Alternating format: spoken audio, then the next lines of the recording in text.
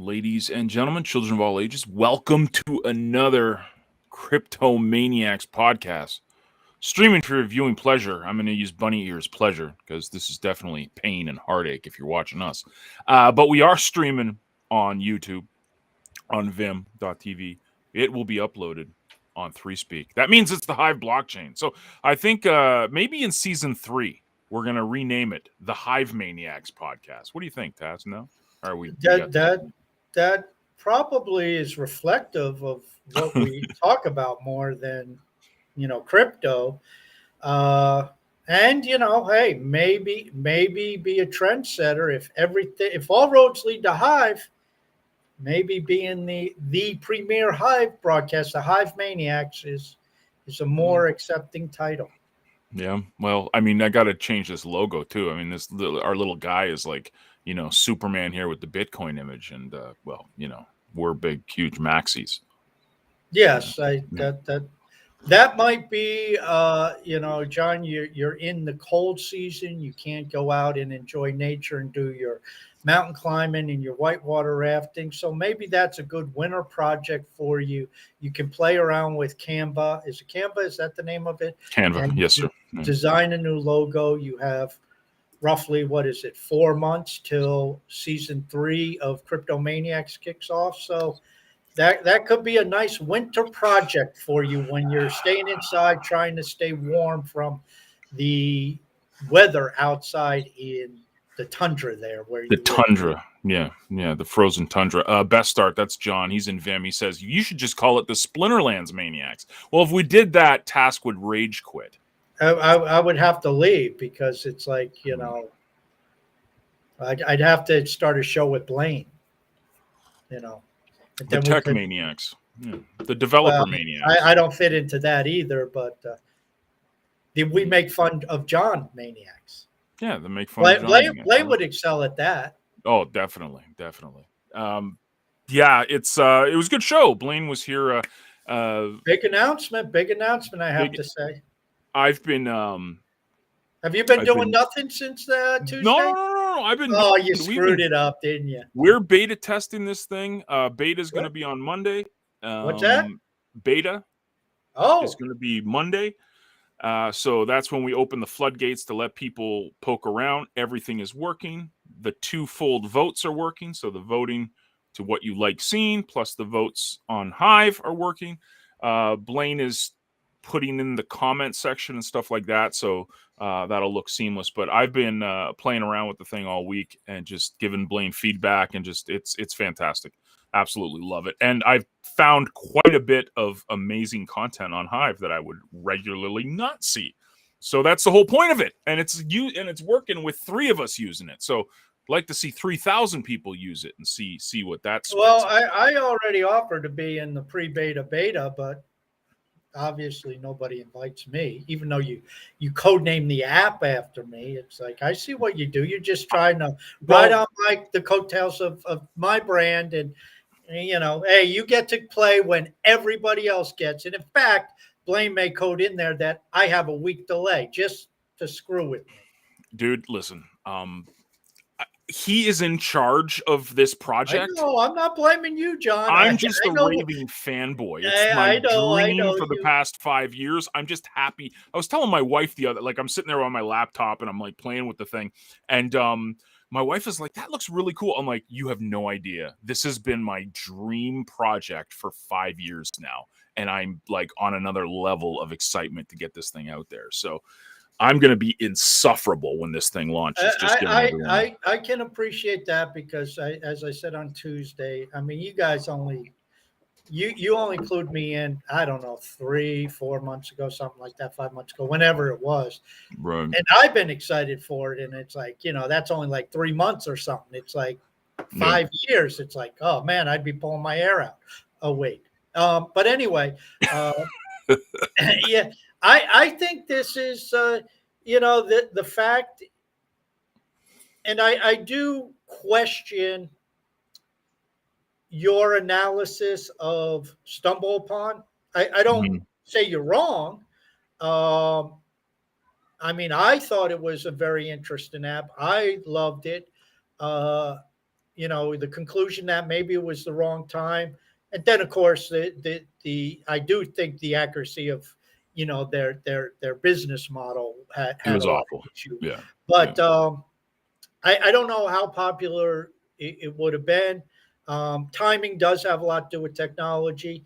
I think it will be a lot more popular with the Hive content simply because it is a viable content discovery application, which we don't really have on Hive. So Right. that's one aspect to it. And I think the other aspect to it, and I don't know what else is out there. I mean, I'm sure there is other stuff that uses this, but this is the first app that I've seen, and maybe apps use it on the back end and for certain things, but this app focuses on integrating machine learning.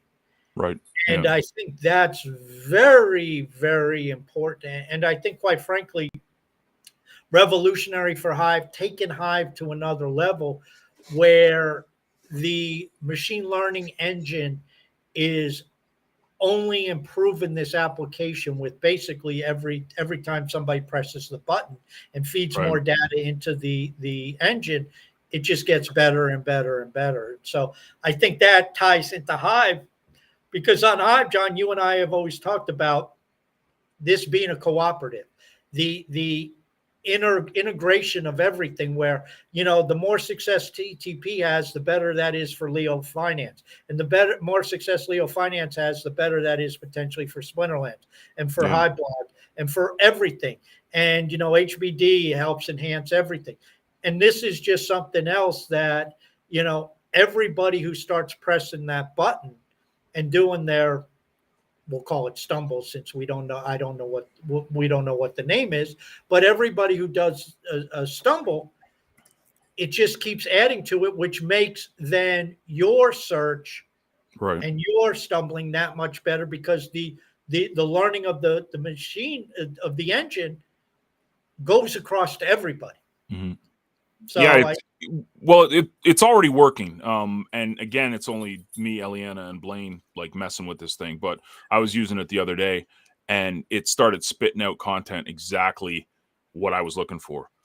So it's working now. This is again with 3 people using it. So this is our dream, our big vision of this is 3,000 people using this to beta launch it, and then it's just gonna just learn, and it's gonna spit content out that you love. You might not have been following this person. Now this person's going to get a new follower. They might get an upvote. So it's a twofold thing, right? Like, not only is it content discovery, but it's also a way to promote your blog and get your stuff seen by the community. So anyways, there you go. Good stuff. what that is being released on Monday, right? Yep. What's the date? Is The that 28th. It's the 28th? 28th. Mm-hmm. And so I have an idea here. How are we looking for next month with guests? Oh, we got, Crimson. We got Ray on the Right 29th. on Tuesday. Yeah. Then we got Yeah. Crimson Clad on On the the 6th, right? 6th. And who do we have on the 13th? Oh, we got Brian of London. Brian of London. Yeah. Yeah. Just spitballing here, and I know he's going to be listening. I'm wondering if it might be a good idea to bring Blaine back, especially if this starts taking off. Bring Blaine back, towards the end of next month. So after the app's been in the wild for, 4 or 5 weeks. For sure.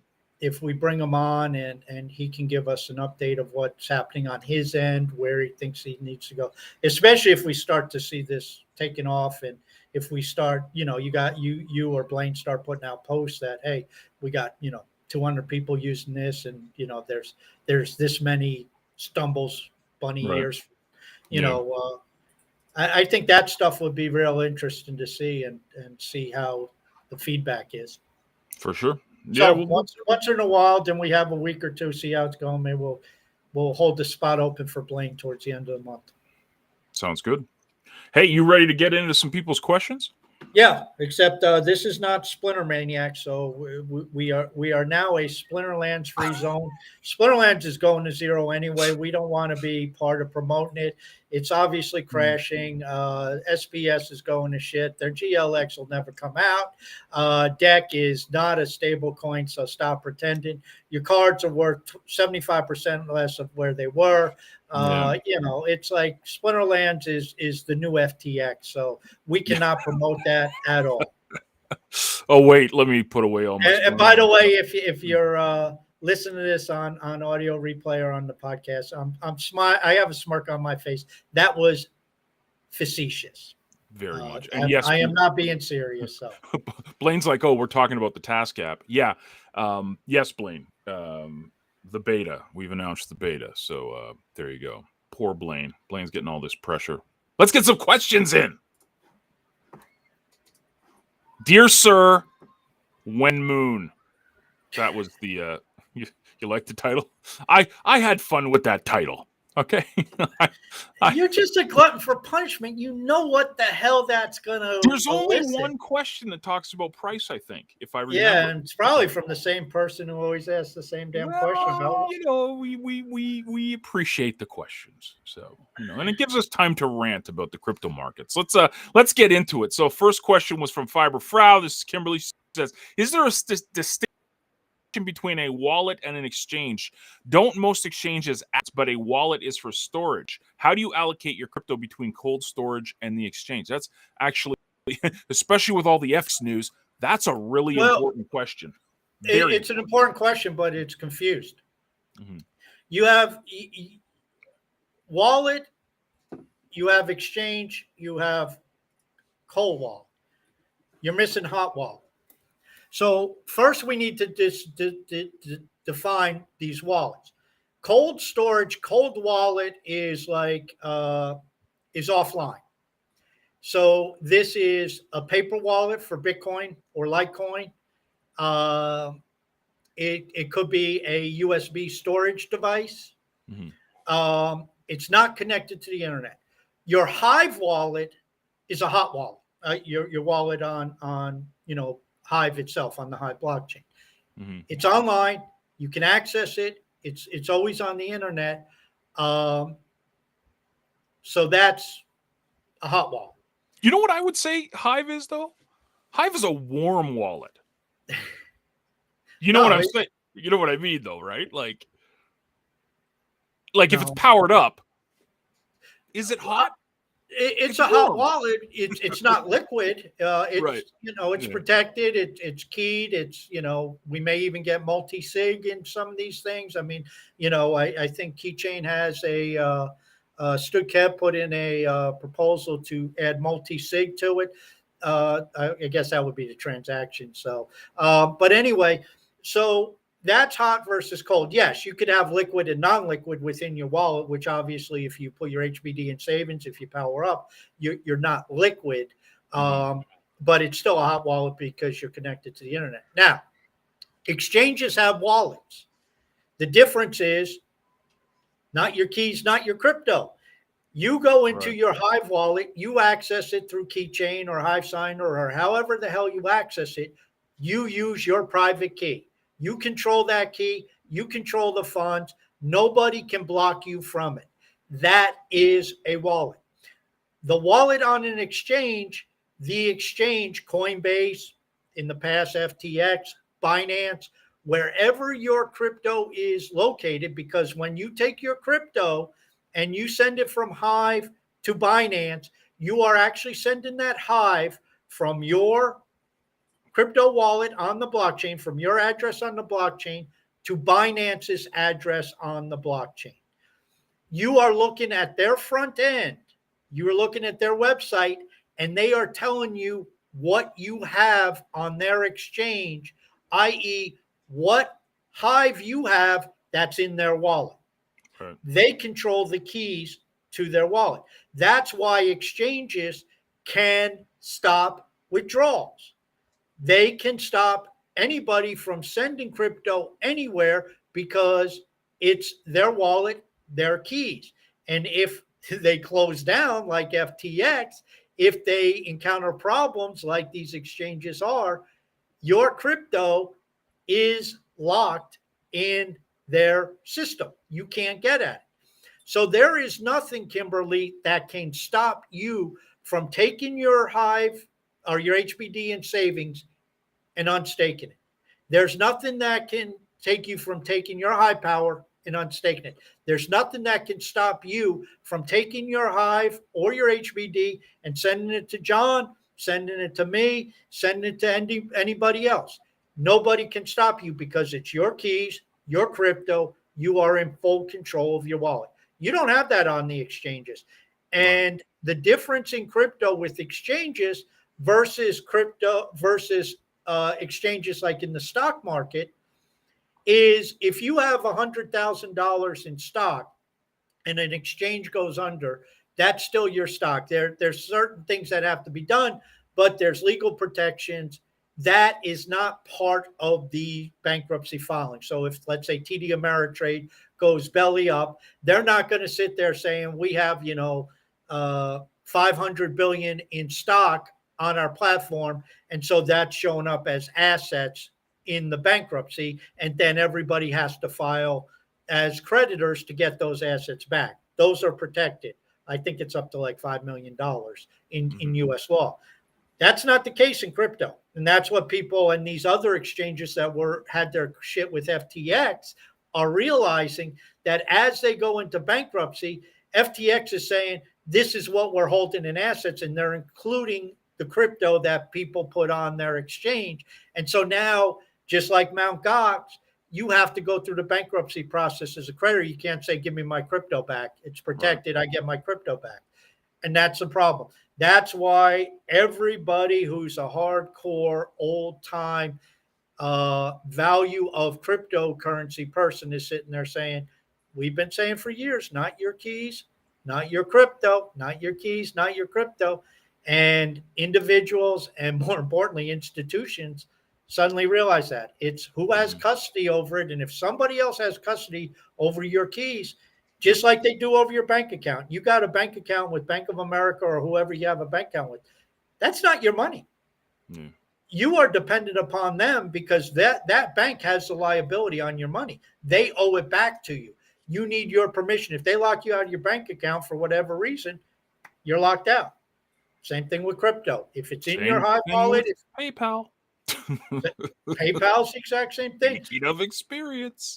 Elon Musk's Twitter wallet will be the same way. Do not buy that he's a Web 3.0 advocate. He's not. It will be a centralized wallet system, a centralized payment system.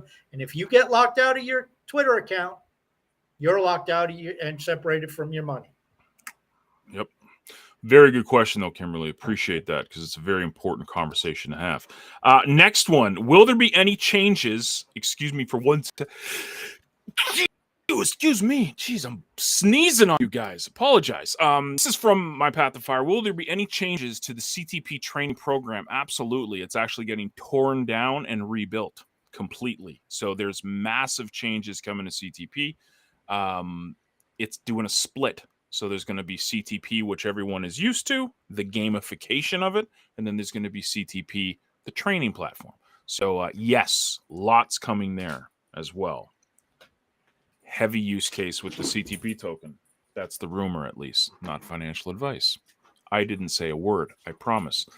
Best Start is up. This is John, and he says, howdy, guys. I hear John talking about all the accounts that they have collected in that on one's RC, resource credits, and they can claim accounts.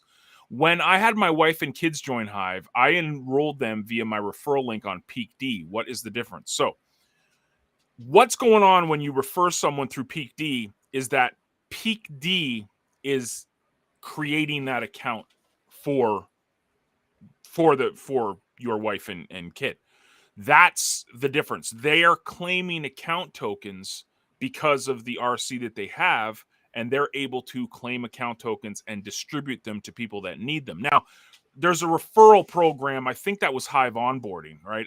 I'm not sure if that's still around. That used to be a thing where you would refer someone, and if they join through Peak D, you got a little referral bonus too. I'm not sure if that's around still, but the main difference is that if you go through something like Peak D, or you go through 3Speak, or you go through something like that, they're the ones creating the account for you, and they'll provide you with the account keys for it. So that's the difference. Like I'm just like, for us, I claim accounts and we onboard people through not only CTP but also listeners, and for the mystery program, the task app that's coming out on Monday. So we will be providing people with accounts.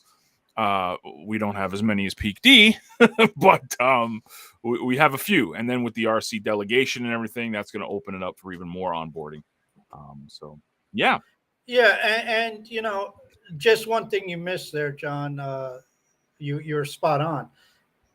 The difference is due to CTP and Johns and Blaine's and whoever else is involved, based upon their holding of high power, i.e. resource credits, they claim these accounts. There's what's called an account token claim, and there's a token that we get. It's not a tradable token, but those of us who have significant high power, and I think it's like 5,000 high power allows you to claim a token a week, and then it starts to go up from there. I think I claim a couple a day, and you can do it automatically through Keychain. Keychain will allow you to set it up and click something in your settings where it'll say claim accounts. The key is, and John brought up a very valid point, which is kind of tangent away from the question, but I think it's an important point at this time. John and CTP does not have a lot of account claims relative to, they call me Dan, relative to Leo Finance, relative to Pete D. The key is, who do you give those accounts to, and what do they do? And hopefully, with the task app, my hope would be that if you could take, and I don't know how many accounts you have, but let's say it's 500, and dole out 500 accounts and get those people using the task app, I mean, that's a tremendous boom to Hive. So again, this is where I think we need to keep things in perspective. We don't need to get a couple 100,000 users at this point in time to really make a significant difference in the activity on Hive. The task app getting 250 or 500 new users who are active, that's a huge step forward. That's an enormous step forward. For sure. Hey, you hit the nail on the head. That's roughly what we have, about 500. So there you go. Good question though, John. Hope that helps. NFT BBG is up. I already asked this question on Reverio.io. That's the reinvention of Telio. What was it called? I don't remember, but what's that based? That's based on Quora. Quora, yeah, it's based on Quora, right? Yeah. Quora, and yeah, still just no another application on Hive. You're right. We had a previous version. I haven't used it, so I don't know the difference. But Quora is another one of those things. That's I guess you could say, a social media app, very, very popular. And guess what? We have it now on Hive. Yeah, apparently he hasn't got an answer after 4 days, though. So he said, perhaps my question is too difficult or unclear. Well, NFT, this is why we aim to serve. This is what we aim to serve on this podcast. Hey, John, there's an onboarding to CryptoManiacs. If you ask a question on Rivero, I don't even know how to pronounce it, and you don't get it answered, bring it to John's post in CTP, ask it in the question section, in the comment section, and we will answer it for you. So if Rivero doesn't give you what you need, CryptoManiacs will. We do our best. Here's the question. Can we answer it? Well, we'll see. What is this token contract on Hive Engine Explorer? Using the Hive Engine Explorer app, I've been receiving tokens from Token Contract. I have no idea how it works and what a token contract is. Can you please explain the token contract in a non-technical way? That is a smart contract. That is basically the second layer token, I'm trying to do this untechy. I know Task is going to get into the techie stuff. But it's basically when you, let's say, upvote something or create something on CTP, you're basically going to get that paid out because the CTP token is actually on a contract on Hive Engine. So it's paying out from the pool, from the rewards pool, because there's a rewards pool inside of each tribe. So basically that's what it is. You're getting paid from your curation and creation from that token. Was that untechy enough? That was untech enough. I don't know what the hell it is. So, I mean, I defer to you. I no idea. Dude, this is bad. I'm answering tech questions. I'm telling block trades Well, about technical stuff. I've never seen the Hive Engine token coin or whatever it's called, and Hive Engine contract token. And I mean, the thing I would suggest, go to Hive Engine, hive/engine.com. Go where it is. There's it's not on Tribal Dex, but on Hive Engine, you can click and it has a question mark or something. There's something you can do on every token that'll tell you what the token is. Right. I've just never seen the token. I mean, maybe no. It's not a token. It's not the token. It's just it's the like when you set up a token on Hive Engine, you're basically setting up a contract, a smart contract. So it's paying out on that. Like, so because the way Hive is built, it's layer 1, right? And then layer 2 is the Hive Engine stuff. So you set that contract up on Hive, and part of the contract is the rewards pool and the inflation on that contract. Yeah. So well, that I never set up a token on Hive Engine, so I don't know anything about that process. There you go. Good thing we had you here, John, and didn't throw you off and replace you with Blaine. Dude, although Blaine would have known too. So Blaine would have definitely had that, and he's either like not listening or like smirking, going, "This guy's an idiot. I can't believe people listen to him." Probably both. I hope that helps, NFT. Well, but which one of us is he referring that to? Me, definitely me. We hope.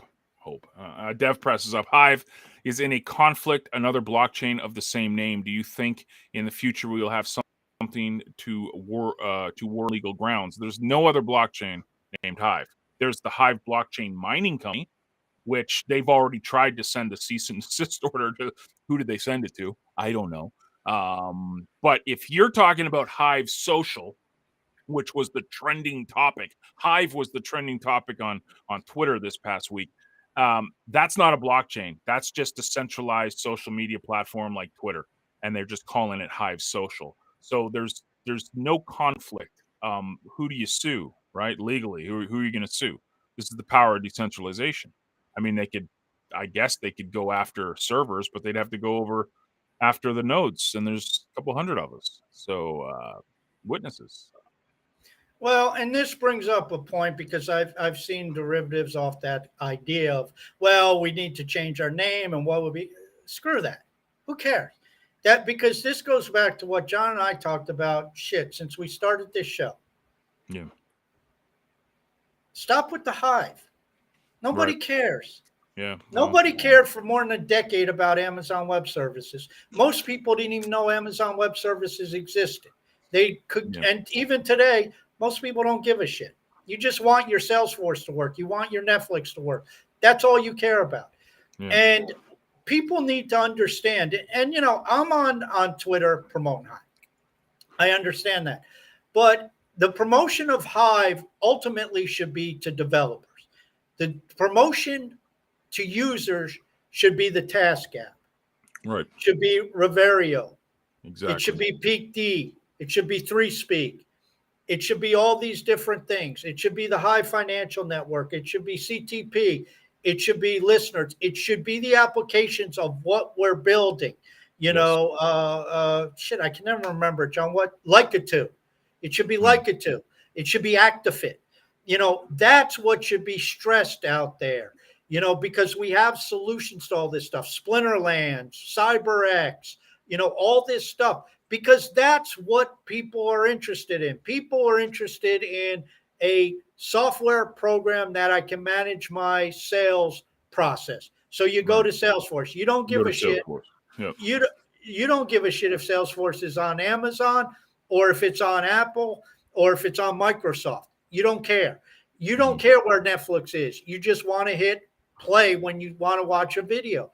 Yep. And ultimately, that's the selling point. That's where you get users. It's the killer dApp. Hive is, and they call me Dan started. I don't know if he started. I saw him as the first one who said the everything protocol. Hive is the protocol. This is what we need to understand. Brian of London also has used that term, protocol. Hive is the protocol. The applications are what we use, what we log in with, the front ends, the games, the applications, the platforms, Leo Finance, CTP. That's what needs to be pushed out there. That's what's going to be the killer dApp. The killer solution's not Hive.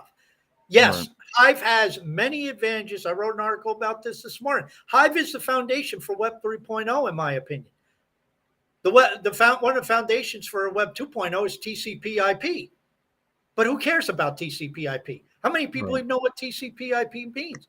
And even if you Transfer do, protocol, IP, internet protocol. okay, and what does that do for your life? Absolutely nothing. Exactly. Well, I learned that back like 20 years ago in college. So it doesn't mean anything. Yeah. Where people have their transactions stored, the ledger is not relevant to it. Mhm. We need where the transactions are stored in the interaction is very important to people like Blaine because Right. half becomes important. The ability to pull out data becomes important. When we get second layer smart contracts that somebody like Blaine can go and write, that becomes important to him because now he's not having to learn Solidity. He's writing it in a language he understands. He can create Right. stuff that he understands. That's the important thing. That's where the level of interaction of Hive, quote unquote, of the blockchain, of the ecosystem, of the technical stuff is important to a user. And we started this last year. Look at all the Splinterlands accounts. Okay, most of them were bots, but the actual users, how many of them done anything? They were Splinterlands. That's what they cared about. They didn't give a shit about Hive. They don't care about Hive. They still don't. Right. We Yeah. care about Hive because we're Hive fanboys and fangirls, but they don't care. They want to play Splinterlands. CyberX users, they're going to want a shooter game. They're not going to give a crap about Hive. Now, a few may filter over into different things. They may start to understand Web3. They may understand one account, many applications, one wallet, all this cool stuff. But most of them won't. They say, I want to play a shooter game. I don't care about blogging. I don't care about micro blogging and tweeting. I want to play a shooter game. That's fine. That's what we need ultimately to start presenting. And Hive Social, who gives a crap? I mean, it's a Twitter version. We have Leo Finance Threads that's expanding. Other applications are tapping into it. We had a guest on who says that his application is looking at adding it, and maybe he will. So microblogging will be on Hive, so you can promote that however you want through whoops, I almost said the name, through Leo Finance, through whoever. Again, going back to how we opened the show with the task app. Promote the living shit out of that. Yep. That's something that some of us old time, way back in 2009, 2010 social media users remember. It's like, okay, I liked it then. This was pretty cool. Yeah. Yeah, it's something I've always said in years and years and years. I said, how many houses have television sets in their home? Multiple ones. Do you know how a television works? I'm sure you could Google it and how does it work. But generally, people want to press a button and it turns on, and little magical pixies show on screen. Like that's all they want. They don't want to know how it works. They want for it to work. And that's Isn't the same thing with Hive. isn't it pixels? Pixies are the things that fly around and Yeah, sprinkle I'm the just dust. saying magical little elves and stuff work there's in. pixies inside the TV. Oh, Yeah, okay, pixies cool. I didn't inside the know that. TV See? making the images like appear. I like learned magic. something. Okay. Yeah, Oh, yeah, okay. that's more technical knowledge, but yeah. Oh, okay. Cool. Are you ready, man? Here it comes. Are you ready? Yeah, fire away. Yakingo, the great question. Has the market hit bottom? Maybe. Don't know. That's my official answer. Maybe. Don't care either. That's the other one. Don't know, don't care. Maybe. No one can tell. And the people that are trying to sell you something saying that they know are just trying to separate you from your money or See, your attention. in fairness, we would have had the answer, but those of you who don't know, John had some difficulties yesterday, so he wasn't able to properly prepare and look at his Bollinger Bands to Yes. see if the Yes. market's bottom. So maybe he'll have that next Friday. Bring Yes. the same question again Friday, and John will give you his Bollinger Band analysis.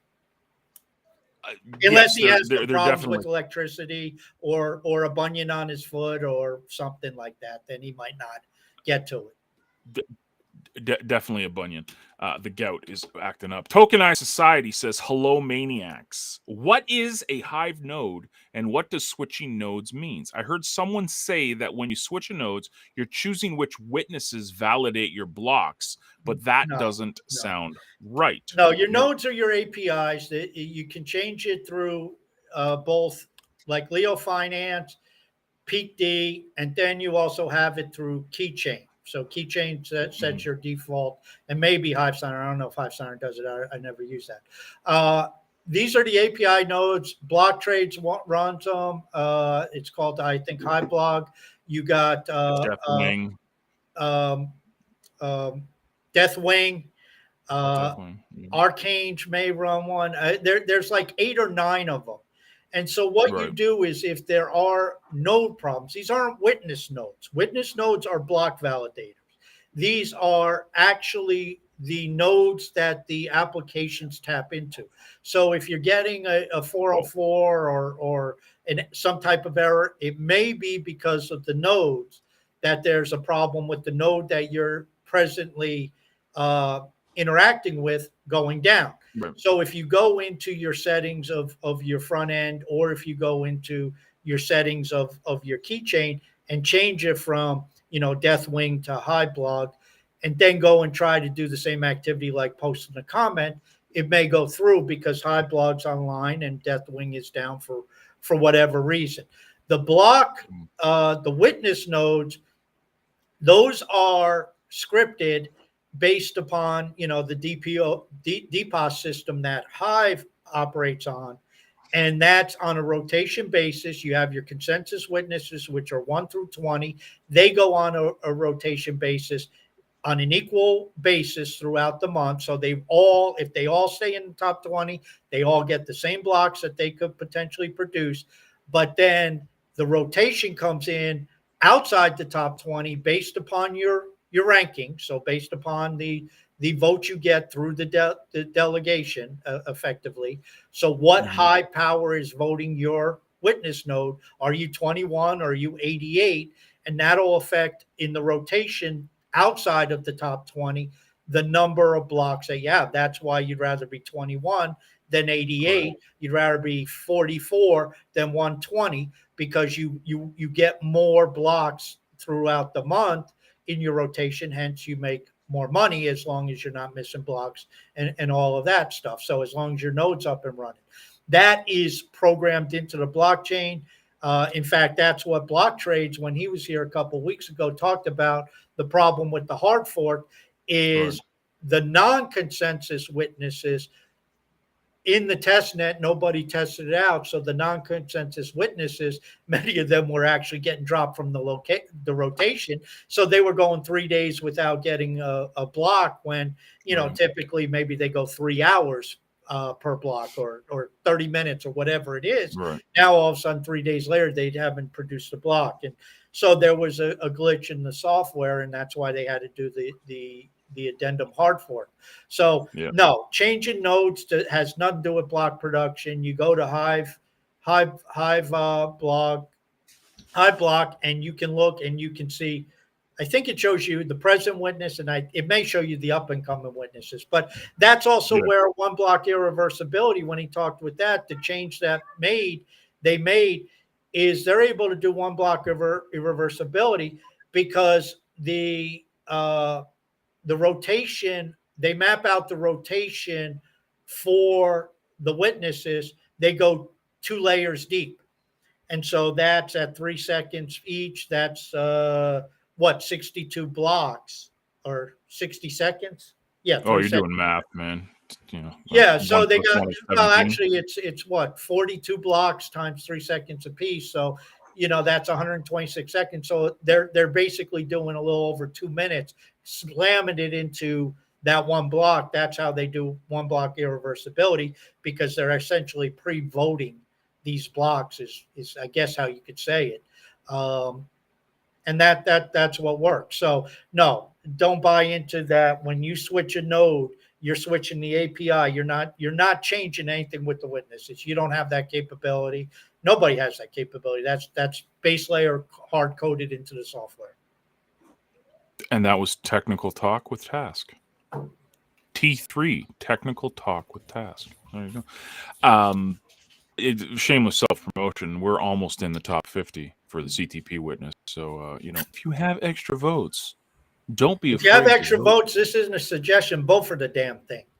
There you go. Okay. He This said it. this is witness Sure. voting advice. Witness voting advice. Vote CTP. Save a unicorn. Finally, we have a question. Alex popped into Vim and said, "Is it too late for your question?" Never too late. Never too late, sir. We appreciate them all. Loved the episode Shit, with we Block got Trades. He says, still a lot of time left. We're gonna have to fill it up. So people in Vim, throw up a couple more questions. "Yeah, We're throw up questions." Or I'll just talk about Task App again. So, oh, well, loved the episode with Block Trades. I found it very insightful and now feel like I know a little bit more about him and what he does for the Hive ecosystem. Have you considered bringing on more OGs to the show? Maybe some of the witnesses. I know almost nothing about some of them. We've had Arcane on quite a few times. We had Marky on once. Block Trades. Crimson Clad is coming on. She's she was a witness. she was a top 20, right? Yep. We've had CTT and Three Speak. They're a top 20 witness. Yep. We've had Cal, who's like in the top 30, I think. Yeah, a lot of the other top 20 guys, they don't really do a lot of, like, other than Acid, they don't really do a lot of content. I've noticed that. Basidio. Yeah, like GTG, I don't think I've read a post from him other than it's like when he's doing a update with the hard forks or something. Yeah. The the thing about the top 20 witnesses, it's almost like a secret society that have their own little code. They don't really come out, let's say, out into the community. And there is a bunch that do, like Arcane and Three Speak and Marky's always out there doing stuff. So I'm not saying it's, but a big chunk of them just play behind the scenes. They don't really, they're kind of there to be witnesses, if that makes sense. Well, right? and they also, some of them tend to be technical in nature. And Block Trades is one of those type people. He can talk technical, but he can bring it down to our level. He's a guy who can, engage very well. Arcane's same way. But then you have people like Dan and Starkers who run a node, and they're not technical guys. Now they have technical people that they interact with. So, you get somebody like GTG. He's a very technical guy. You can go and find some of these people on some of the like dev calls and some of the technical calls. That's their forte. Coming to talk to people like me and John, that's not necessarily something they do. They're not content creators. They're not cut from that mold. And they really have no interest in doing it. Plus, some of them, we don't know who the hell they are. I mean, I've never. Ospit Bank. I don't know who Ospit Bank I know is. He followed me on Twitter way back in the day, but I don't know his Sidio. I don't know where he's located. I don't even know if he's actually a he. I think he is, but I don't know where he's located. I've never heard his voice. I don't know if he's ever given an interview or talked on the Hive blockchain. And some of that is by design. Some of these people, and we need that.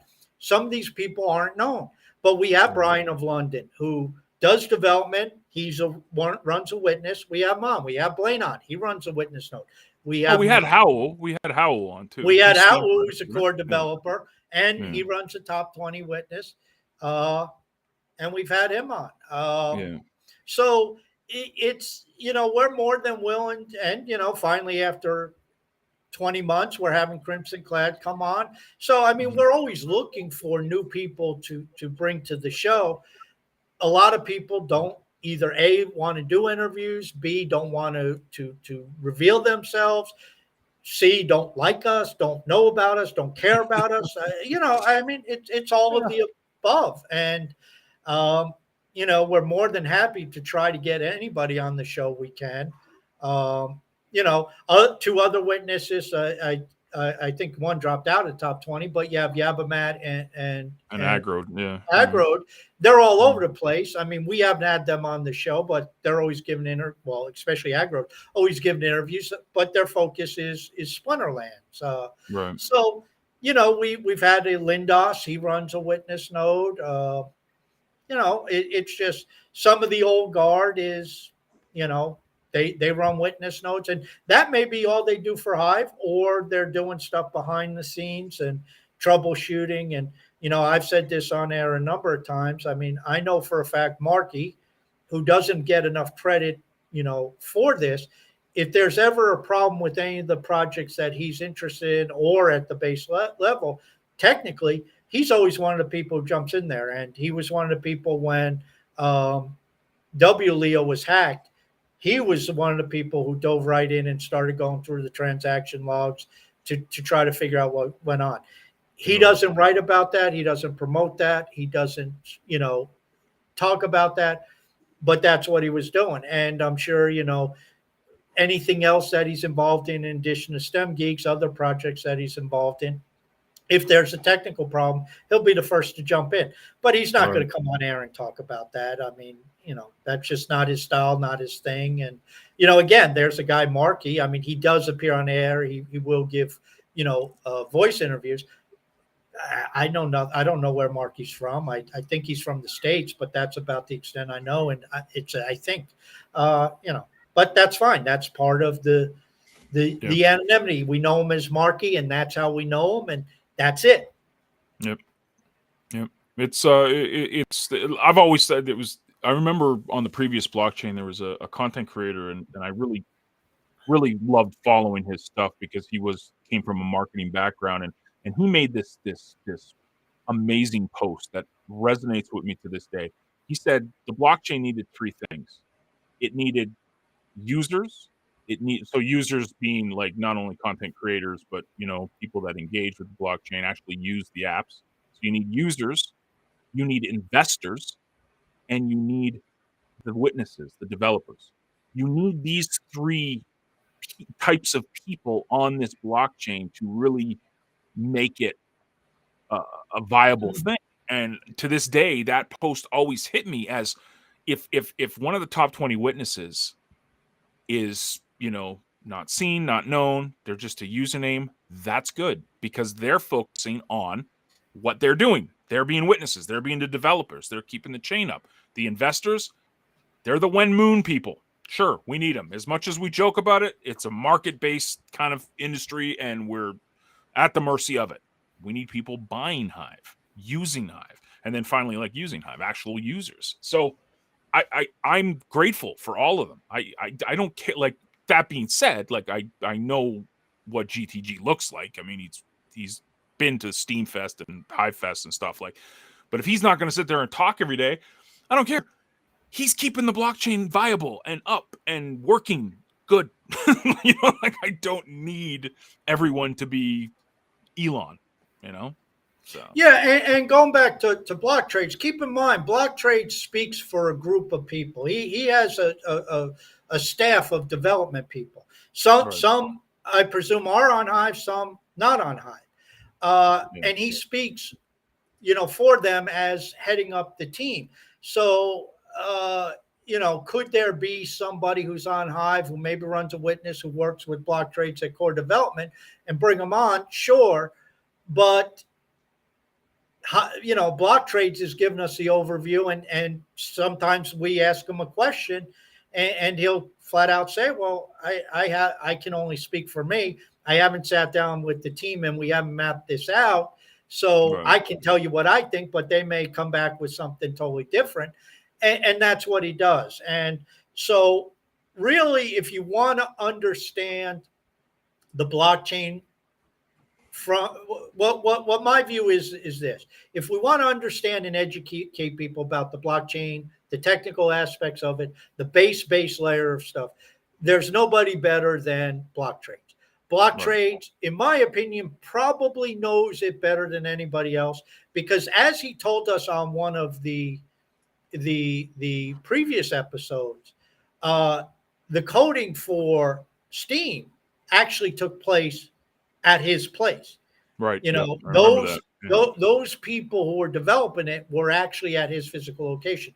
Now, we never got how much involved he was with it, or was they just using his facility? I don't know, but he was there from the get go with this, and he also knew the software from the get go.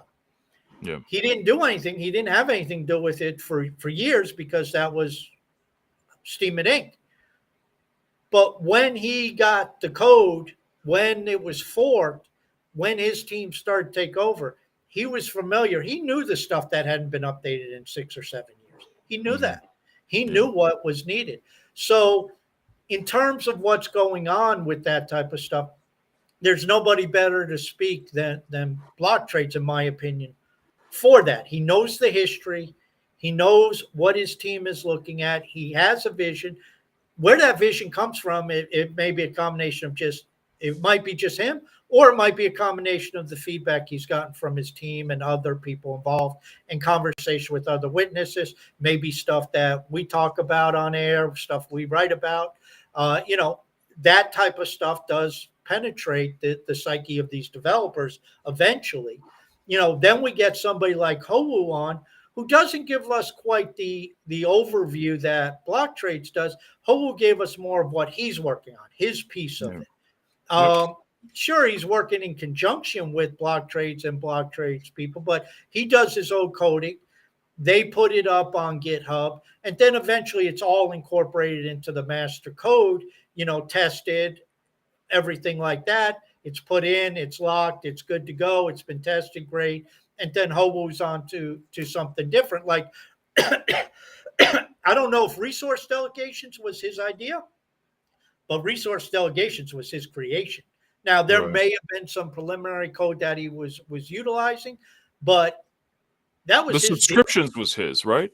Hou did the Subscriptions was subscriptions. his too. Yeah. Again, there may have been Mhm. some base coding, but he picked it up and ran with it. And in fact, now that we're post hard fork, it might be. This brings up a good time, maybe after the first of the year, since we're already seemingly filling up December.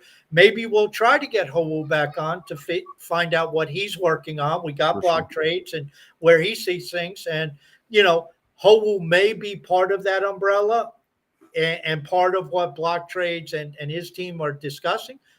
Or Howell may see a different area, and that's the great part about this. Howell may see a different area that he wants to go to and say, I'm going to go code this because I think it'll be a great idea. And Block Trades may or may not even know about it. I mean, I would figure that Block Trades knows about, because they do have conversations.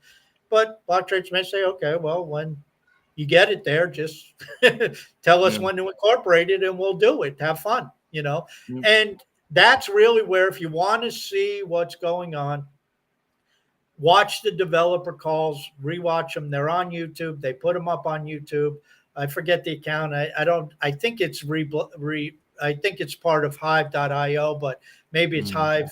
Hive.blockchain. They have an account that, or if you just write Hive developer calls, you'll end up finding them. And they have them, they're not consistent. They want to do them every 2 weeks, but they tend to be kind of haphazard. But it's like a 45-minute call. A lot of it's technical. Yes, it goes over our heads, but it's good to see what's on there. And you mentioned Arcane, John. He's Mhm. always on the call. He's Yep. not a core developer, but he gets on the call and he can actually speak, and he brings things up as it pertains to what he's working on, and he's able to interact with Howu and block trades and block trades people. Some of them are on there.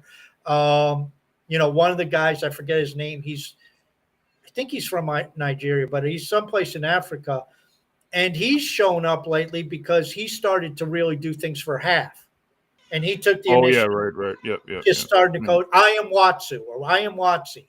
That's his name, and he's always on there. I don't know the relationship to block trades, what they're doing in terms of the core development. I don't know his tie there. He's paid by the developer fund, the DHF, just like Hobu for his work, but he was working on half stuff, and that's what it takes. And could we get I am Watsi on here?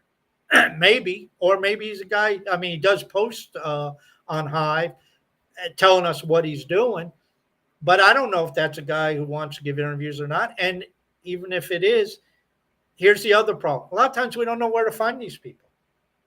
A lot of times we put it out an olive branch and it's, yeah, that's a great idea and it doesn't work out. So, we can only do what we can do. And, we love the suggestions. I mean, we'll go and try to find somebody and invite people and offer it, whether it's a developer, whether it's a user, whether it's somebody who's of interest, longtime Hivians. I mean, this is where the idea of Crimson Clad came. I mean, she's a longtime Hivian. She and who she was involved with on the technical side were a top witness for a long time. They since closed down their server.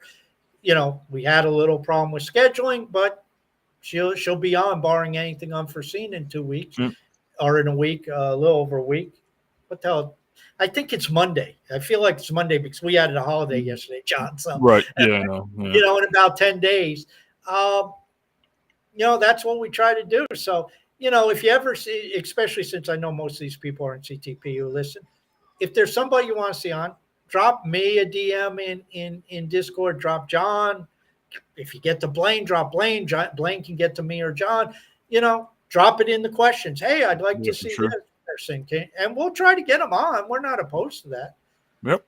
And hell, if you have something, I mean, we've had Jimmy Adamas on a couple times. He was somebody who stood out to me and John.